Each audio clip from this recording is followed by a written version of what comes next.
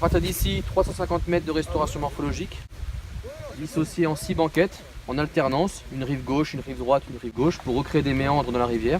On avait une rivière qui avait été curée, recalibrée. Les années 80 ont obligé un petit peu les collectivités et les gens à approfondir nos rivières, à les élargir. Il fallait que l'eau aille beaucoup plus vite vers l'aval.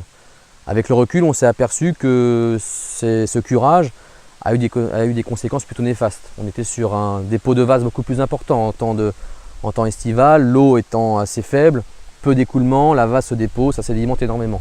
Résultat, une rivière avec peu de diversité d'habitat, peu de diversité d'écoulement, énormément de vases, une rivière qui ne vit pas.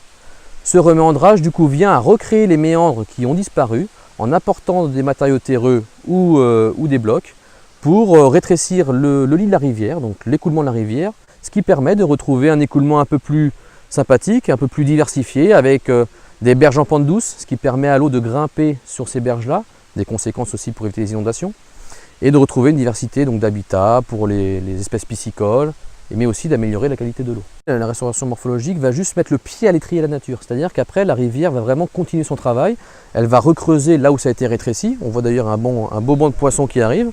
Finalement on essaie de revenir à une situation qu'il y avait des centaines d'années, avant que l'homme vraiment ne vienne un peu martyriser nos rivières, ne vienne les creuser. On essaie de revenir à cette situation-là. Alors pour être honnête, on n'arrive pas forcément à retrouver l'ancien lit de la Cisse tout le temps. On essaie de recréer en tout cas ces méandres qui manquent tellement à la Cisse dans nos vallées.